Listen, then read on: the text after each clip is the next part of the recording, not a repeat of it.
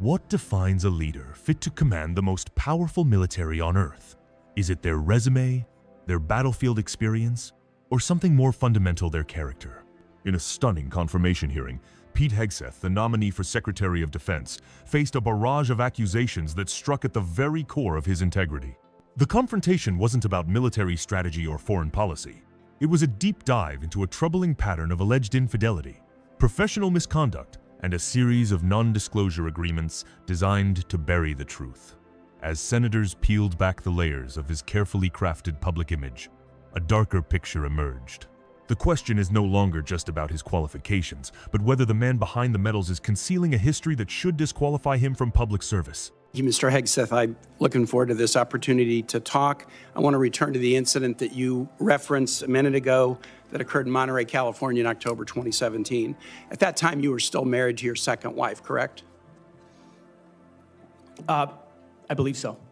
And you had just fathered a child by a woman who would later become your third wife, correct?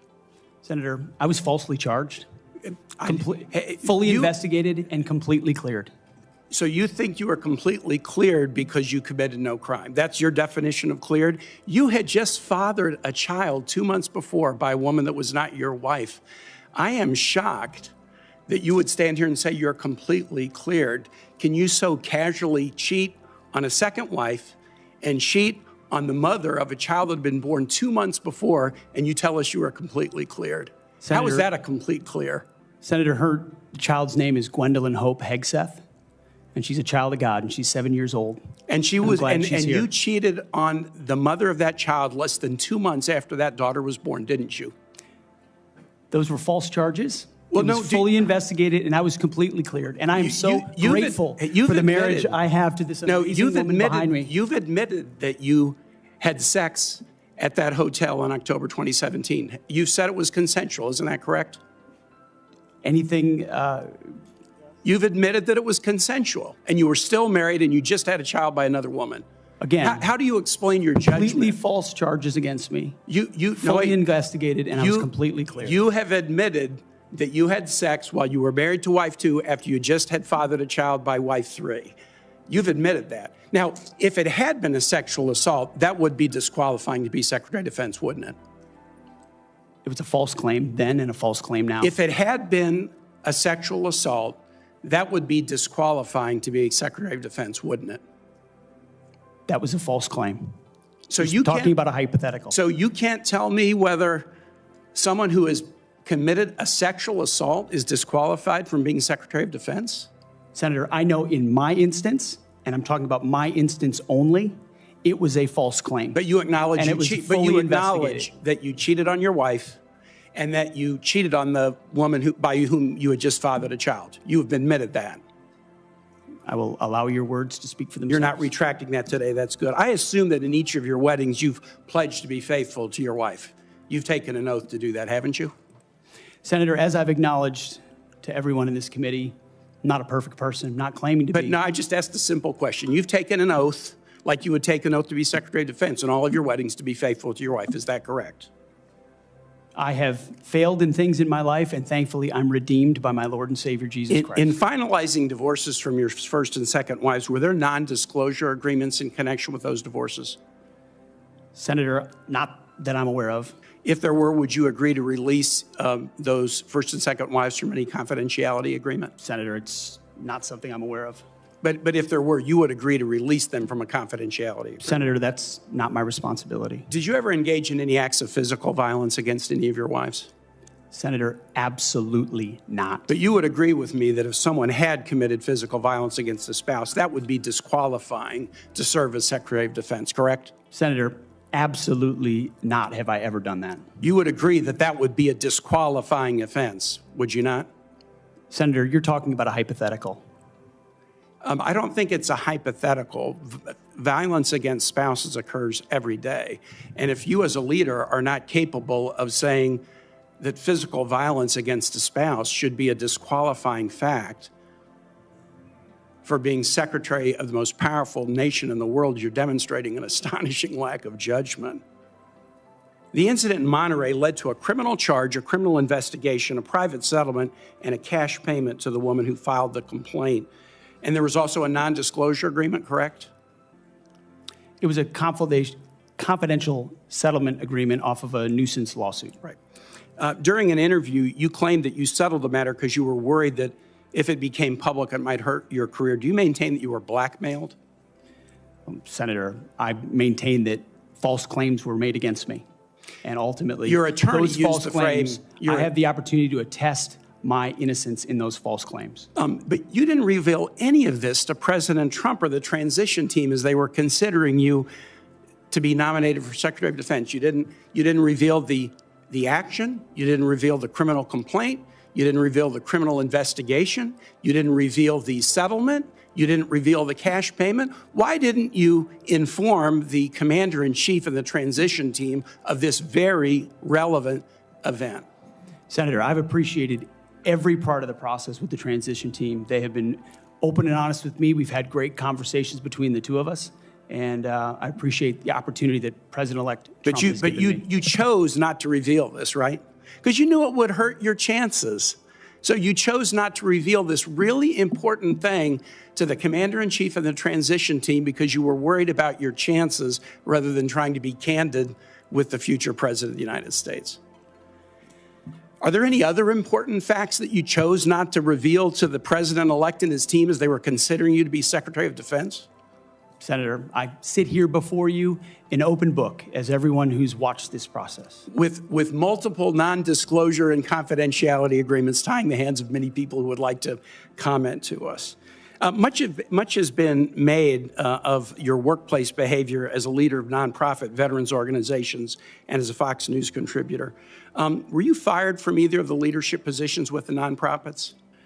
I was the leader. I was the CEO of Concerned Veterans for America and executive director of Vets for Freedom. Were you fired from either of them? And I was never fired from a veterans organization. Do you have non-disclosure agreements with either of those organizations? Not that I'm aware of, Senator. Many of your work colleagues have said that you show up for work under the influence of alcohol or drunk.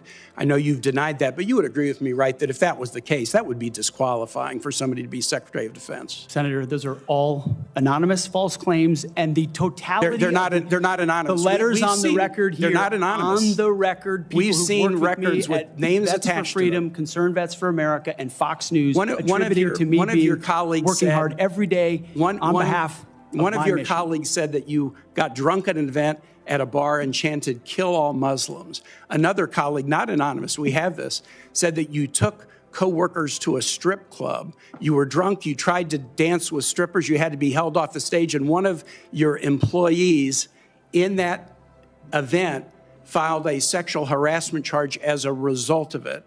Now, I know you denied these things, but isn't that the kind of behavior that, if true, would be disqualifying for somebody to be Secretary of Defense? Senator, anonymous false charges. They're not anonymous. And I'll just conclude and say this to the chairman. You claim that this was all anonymous. We have seen records with names attached to all of these, including the name of your own mother. So don't make this into some anonymous press thing. We have seen multiple names of colleagues consistently throughout your career that have talked about your... The anatomy of this hearing reveals a masterclass in political interrogation and a textbook case of rhetorical evasion. The core conflict is not merely about past mistakes, but about a present and ongoing refusal to demonstrate accountability. On one side, we have the interrogator, a senator who methodically constructs a case against the nominee, Pete Hegseth.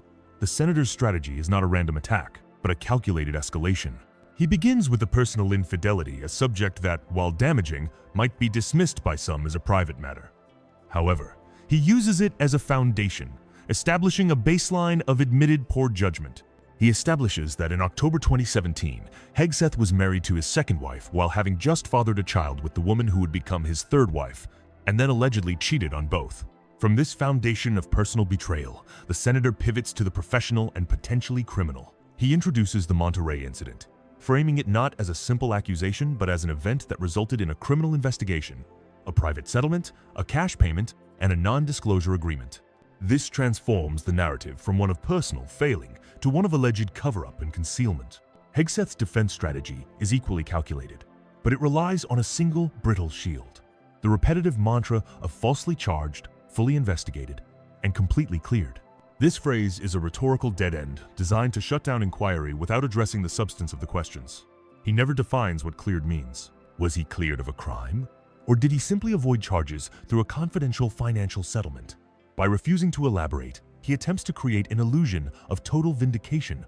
His second tactic is to reframe any difficult question as hypothetical or as a personal attack on him alone. When asked if sexual assault or spousal abuse should be disqualifying for a Secretary of Defense, he deflects, stating, "I'm talking about my instance only." This is a profound failure of leadership. A potential leader of the armed forces, where such issues are rampant, must be capable of articulating a clear moral stance. His refusal to do so suggests either an inability to recognize the gravity of the offenses or a fear that condemning them would indirectly implicate himself. Finally, he uses appeals to emotion and religion, mentioning his daughter by name and invoking his redemption through Jesus Christ. These are attempts to humanize himself and shift the focus away from the uncomfortable facts being presented. The true rot revealed in this hearing is the theme of concealment. The senator relentlessly pursues the issue of non-disclosure agreements, not just with the woman in Monterey, but potentially with his ex-wives and former nonprofit employers. Hegseth claims to be an open book, yet he presides over a history sealed by legal documents designed to silence others. The most damning moment of concealment comes when the senator confronts him about his lack of candor with President Trump's transition team. Hegseth didn't reveal the criminal complaint, the investigation, the settlement, or the cash payment. He chose to hide this critical information from the very people vetting him for one of the most sensitive positions in the nation, allegedly because he knew it would hurt his chances. This isn't just poor judgment, it is a calculated deception aimed at the commander-in-chief. Ultimately, the hearing exposes a character defined by a pattern of behavior that goes far beyond any single allegation.